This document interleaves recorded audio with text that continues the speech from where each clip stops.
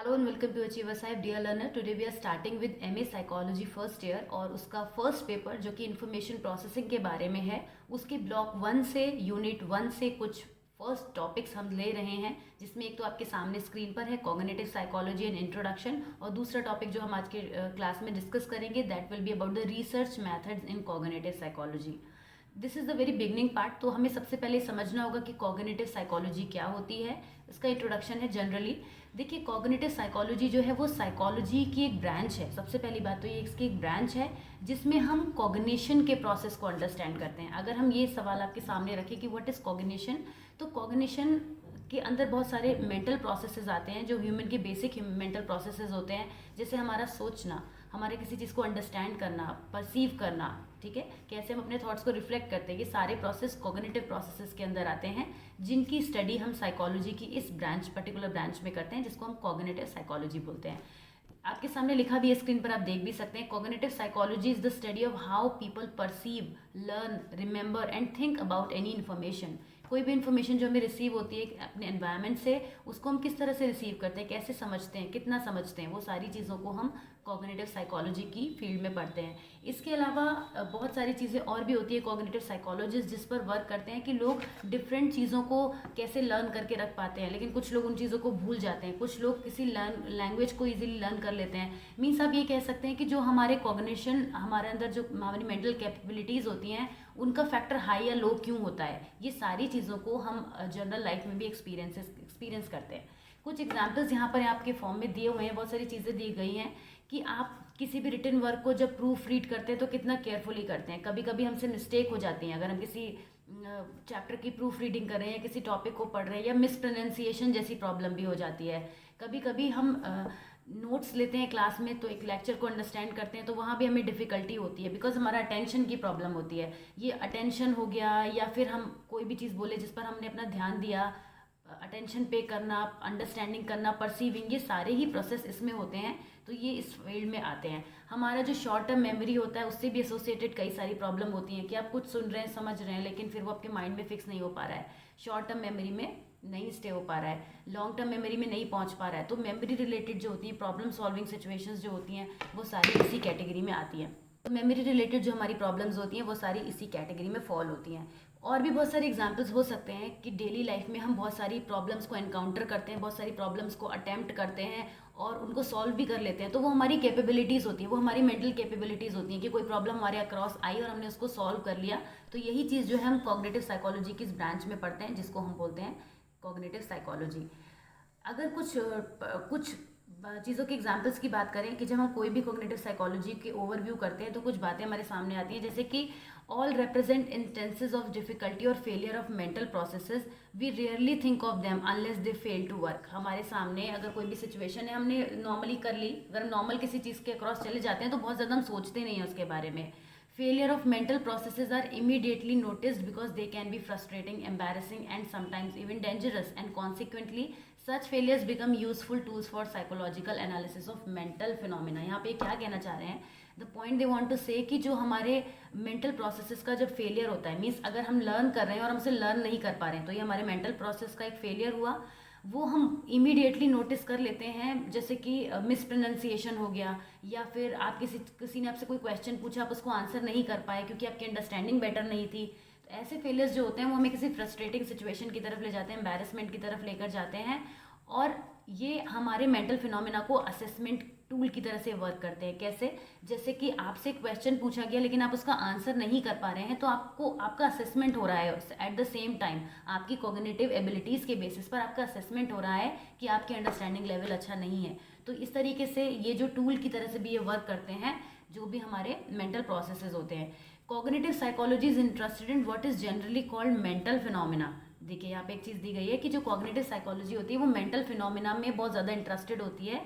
जो भी हमने ऊपर डिस्कस किए हैं एग्जांपल्स, वो यही चीज़ बताते हैं कि जो कॉग्निटिव साइकोलॉजी है वो इस चीज़ को कंप्लीट करती है कि जो साइकोलॉजी में हम स्टडी करते हैं वो माइंड की साइंटिफिक स्टडी करते हैं। बेसिकली कॉग्निटिव साइकोलॉजी में इसको फोकस करते हुए हम कहेंगे कि जो माइंड की साइंटिफिक स्टडी होती है वो कॉग्निटिव साइकोलॉजी है, ये भी कह सकते हैं।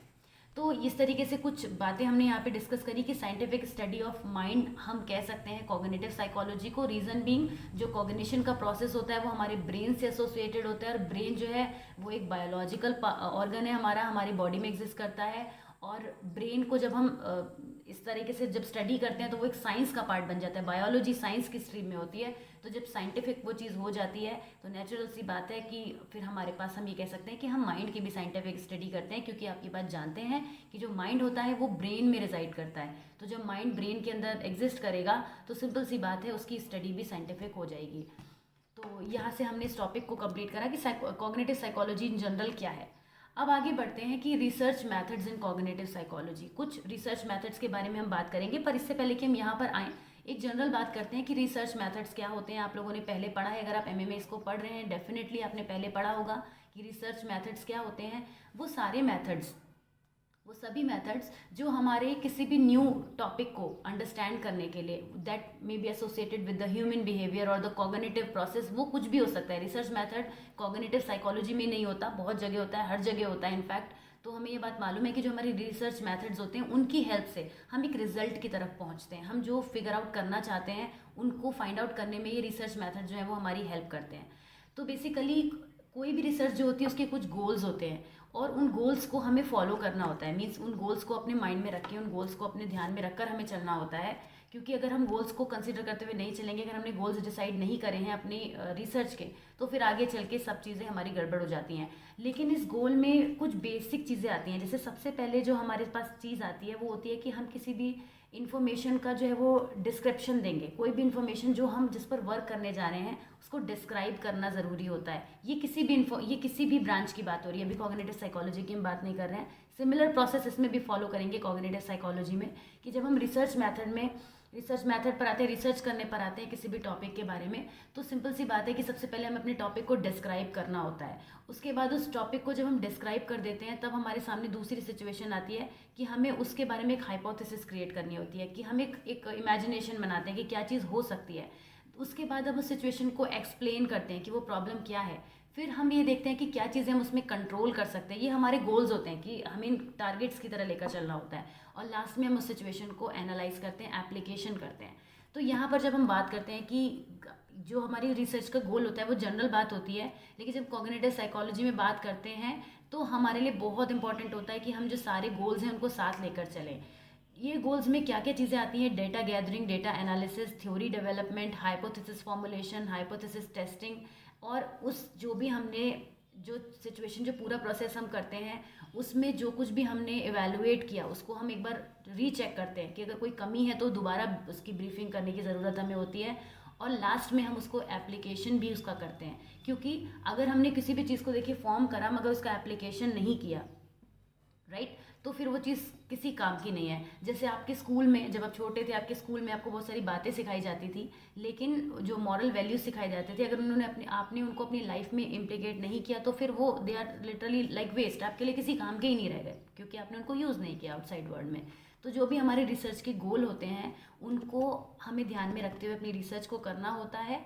और हमें ये भी देखना होता है कि हम जो भी अपनी कॉग्निटिव साइकोलॉजी की फील्ड में जब हम बात करें तो हमें ये भी ध्यान देना होता है कि जो भी कॉग्निशन का प्रोसेस है वो कैसे चल रहा है, क्यों चल रहा है, वो how and why of thinking, इस चीज़ पर भी हमें अंडरस्टैंड करके चलना होता है। और इसीलिए जो रिसर्चर होते हैं वो कॉग्निशन के प्रोसेस को एक्सप्लेन भी करते हैं और डिस्क्राइब भी करते हैं। और डिस्क्रिप्शन के बाद, जैसे कि हमने पहले भी बात करी, डिस्क्रिप्शन के बाद और कई हमारे स्टेप्स होते हैं जिनको हमें अपने गोल्स में फॉलो करना होता है। तो ये कुछ रिसर्च होते हैं, रिसर्च के गोल्स हो गए। अब हम बात करेंगे कि एक्चुअल में मेथड्स क्या क्या होते हैं। देखिए पहले तो आपने काफ़ी सारे रिसर्च मेथड्स पढ़े ही होंगे, आप सारे ही पढ़कर आए होंगे। हम यहाँ जब बात करेंगे तो उसको ओवरव्यू करेंगे कि पूरी बात हम क्या कहना चाह रहे हैं। सबसे पहले होता है कि एक्सपेरिमेंट्स ऑन ह्यूमन बिहेवियर, ये हम ऐड करेंगे एक्सपेरिमेंटल मेथड में। अगर आपने पहले एक्सपेरिमेंटल मेथड्स पढ़े हैं तो आप ये बात जानते होंगे कि एक्सपेरिमेंटल मेथड्स वो मेथड्स होते हैं जो लेबोरेटरी सेटअप में किए जाते हैं। जब लेबोरेटरी सेटअप में हम किसी भी एक्सपेरिमेंट को कंडक्ट करते हैं तो वो एक्सपेरिमेंटल मेथड कहलाते हैं। अब ये इस फील्ड में, रिसर्च की फील्ड में, यहाँ पे ह्यूमन बिहेवियर पर जब हम एक्सपेरिमेंट्स करते हैं तो ये वही हैं जिनको हम एक्सपेरिमेंटल डिज़ाइंस भी बोलते हैं। और यहाँ पे एक हमें प्रोफेशनल एक्सपेरिमेंटर की ज़रूरत होती है जो रिसर्च को कंडक्ट करते हैं इन अ लेबोरेटरी सेटिंग। उसके अलावा जो भी एक्सपेरिमेंटर होते हैं वो उनको ये रिक्वायरमेंट के हिसाब से वो सिचुएशन को कंट्रोल कर सकते हैं, मैनिपुलेट कर सकते हैं। इसीलिए यहाँ पर कॉन्सेप्ट आता है इंडिपेंडेंट वेरिएबल और डिपेंडेंट वेरिएबल का।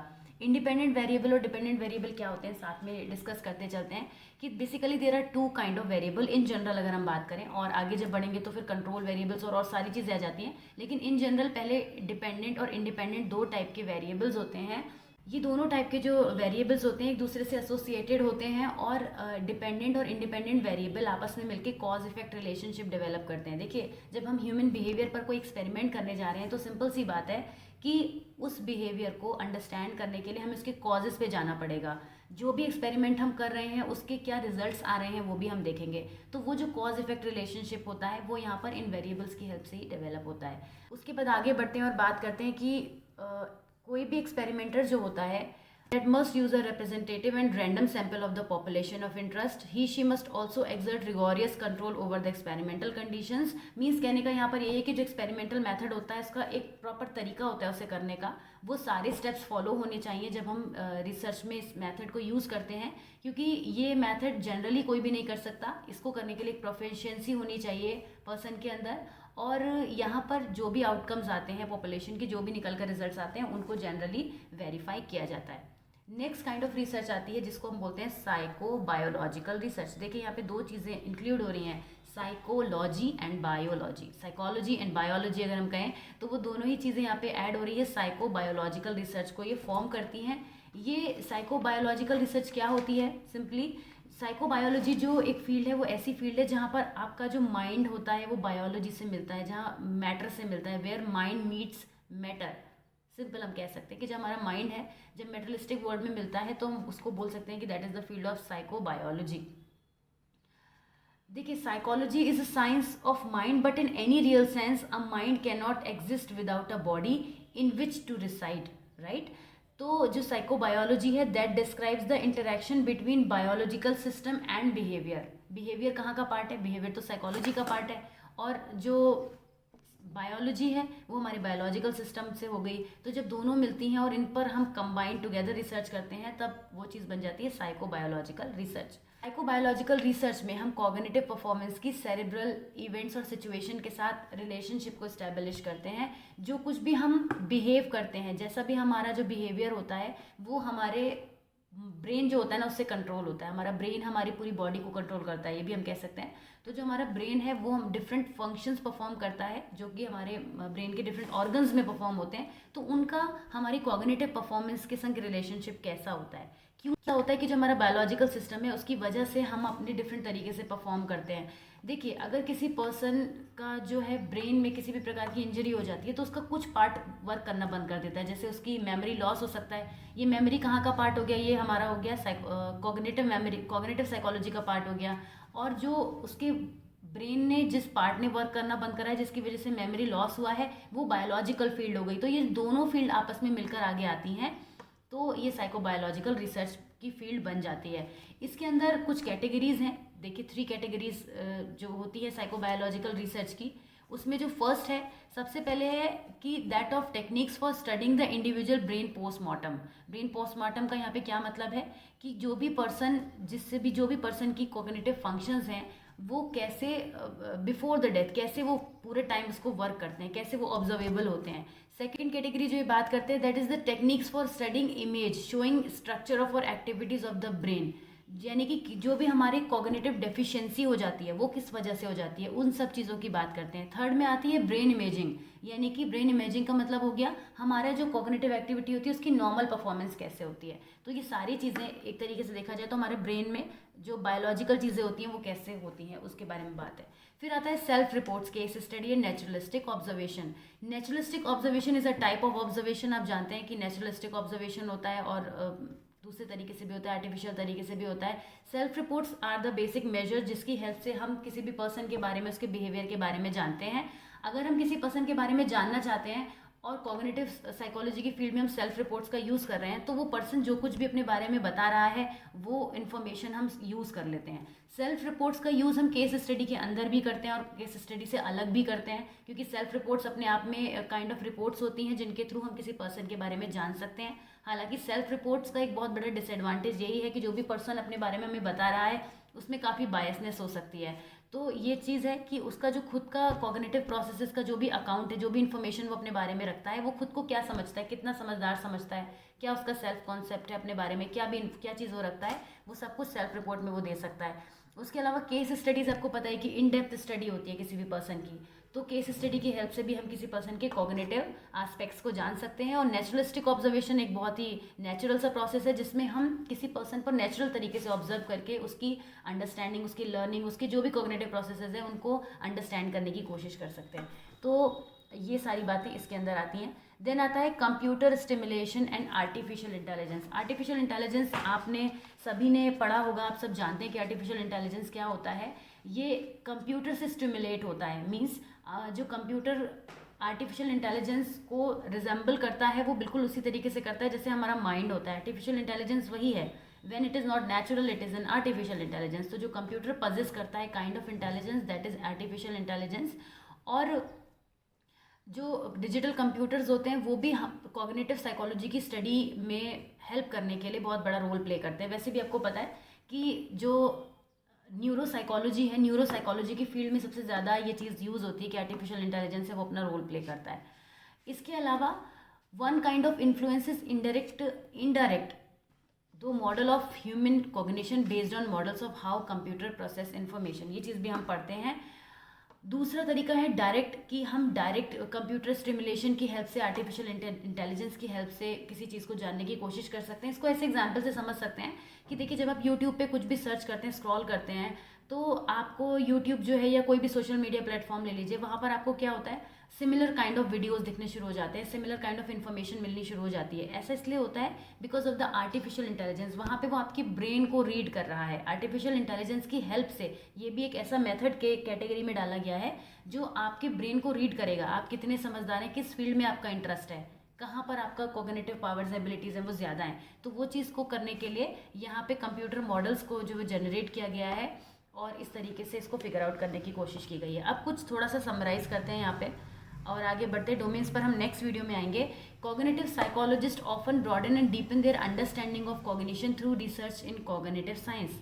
कॉग्निटिव साइंस क्या है? एक क्रॉस डिसिप्लिनरी फील्ड है जो डिफरेंट आइडियाज़ और मेथड्स यूज़ करती है कॉग्निटिव साइकोलॉजी से। कॉग्निटिव साइकोलॉजी का अपनी ब्रांच है जिसके अंदर से सिर्फ साइंटिफिक पोर्शन को अगर ले लिया जाए तो वो कॉग्निटिव साइंस बन जाती है। Cognitive psychology is a cross disciplinary field that uses ideas and methods from cognitive psychology, psychobiology, artificial intelligence, philosophy, linguistic and anthropology. इन सारी फील्ड्स में से जब केवल साइंटिफिक पोर्शन को उठा के रख लिया जाता है, अलग कर दिया जाता है, ब्रांच अलग कर दी जाती है, तो वो कॉग्निटिव साइंस कहलाती है। मीन्स सिंपल बात है, जैसे कि कॉग्निशन से रिलेटेड जो साइंस है जो इन टॉपिक्स में से कवर की जाती है वो कॉग्निटिव साइंस होती है। और कॉग्निटिव साइंस की स्टडी बहुत अच्छे से करते हैं कॉग्निटिव साइकोलॉजिस्ट, क्योंकि तभी वो रिसर्च की फील्ड में जा सकते हैं, क्योंकि research is it self a part of science. Scientific होती है रिसर्च, कभी भी आर्टिस्टिक नहीं होती नेचर में। तो उसको अंडरस्टैंड करने के लिए हमें कॉग्निटिव साइंस को अंडरस्टैंड करना ज़रूरी है। उसके बाद cognitive psychologist use these ideas and methods, जो भी आइडियाज़ और मैथड्स उसमें से निकल कर आते हैं, they use it to focus the study of how human acquire and use knowledge. कैसे जो है वो कैसे नॉलेज ह्यूमन एक्वायर करते हैं, कैसे अंडरस्टैंडिंग करते हैं, किस तरीके से चीज़ों को समझते हैं।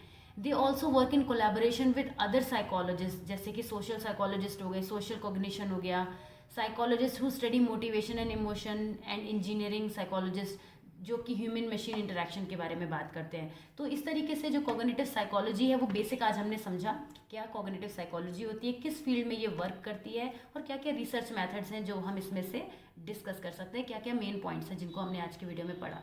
नेक्स्ट वीडियो में हम आगे बात करेंगे, आपको स्क्रीन पे विजिबल है कि डोमेन्स ऑफ कॉग्निटिव साइकोलॉजी के बारे में हम बात करेंगे और उसके आगे के भी टॉपिक्स हम कवर करेंगे।